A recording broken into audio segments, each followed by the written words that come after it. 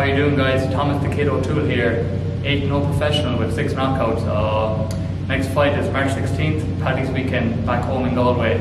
So tune in. Talk about how you've developed as a fighter since you turned pro in September of 2021. Yeah, so I decided to go pro in September 2021, and I feel like I've developed well. You know, it took a bit of time to kind of adjust to it. You know, it took me, even still, like, you know, I need to slow down a lot when I'm, you know, training and stuff and sparring. You know, I'm still used to that amateur kind of pace of like trying to win every second. But yeah, I'm developing well. You know, I'm over here, I'm training with Marky now, and you know, he's really helping me adjust, and you know, he's adding new things to my game. So yeah, I'm adjusting well now, and people start to see it very soon. Since you've turned pro, you've relocated over to the United States. So how's it been adjusting to life over here since you came over from Ireland? The adjustment's been okay. You know, it was a big sacrifice. I came over in April. You know, I left like my gym at home, my friends, my family, girlfriend, all that. You know, so you know that was tough. It was a big decision to make. You know, if I knew to maybe progress, I had to make this jump, and I'm enjoying it. You know, especially throughout the summer. Like, I feel nearly as home here as I did back home. You know, the Irish out here, it's great. Like, and you know, they really support me. You know, and as you see, like, I'm getting good training and all that. So I'm enjoying it right now. Like, I'm happy I made the jump. You got an opportunity early in your career that a lot of people don't get. Just your second fight, you got to fight on an Eddie Hearn Matchroom show. So what was it like to not only be featured on a Matchroom card so early in your career, but also for you to have the highlight knockout that you had that definitely went around social media and got some big numbers? Yeah, you know, I've talked about it in other interviews.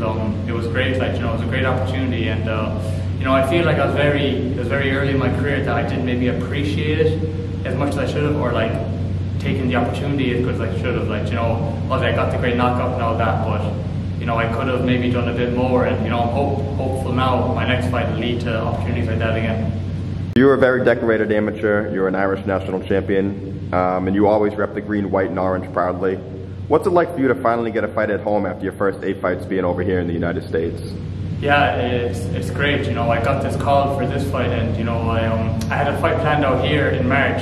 Then I got the call for this one. I said, you know what, this is a great opportunity to get my homecoming. You know, the headline in front of my own people. It's a great opportunity. You know, and it's one I'm very proud of. You know, I spent a long time in Ireland boxing. You know, I won national titles, and I'm well known back there now. You know, so it's great with all the people that support me at home to be able to come out and watch me fight now.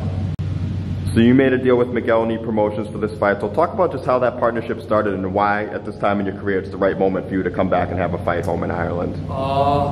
So yeah, as a lot of people know, I'm a free agent at the moment, and you know, I got the call. And actually Luke Keeler who reached out to me about fighting on this promotion, and you know, this guy, it's Stephen's first show. So they said they want to do it in Galway, they want to be the headline. So I said, you know what, it's worth the risk, really, you know, and it's a great opportunity. So I said, let's do it. You know what I mean? There's nothing bad can happen with it. You know what I mean? So it's a great opportunity to fight at home. So I'm looking forward to it. As you mentioned, Luke Keeler reached out to you, and he's also going to be on this card. So he's someone who's had a great pro career. He's beat guys like Luis Arias. He was tough in there with Demetrius Andrade, fought for a middleweight world title. So what's it like being around a guy like that who's been at the highest points and also having him featured on your card also? Yeah, it's great. Like, you know, it was like he fought, like you said, he fought Boo Boo. You know, I fought on one of Boo Boo's undercards, and you know, he's a great fighter. You know, and Keeler, you know, he was tough. He was in there for 10-11 rounds with him. You know, so he's been at the top of the sport fighting for a world title. So it sounds funny for him to be on my undercard, you know, but you know, I feel very blessed and I'm very grateful for the opportunity.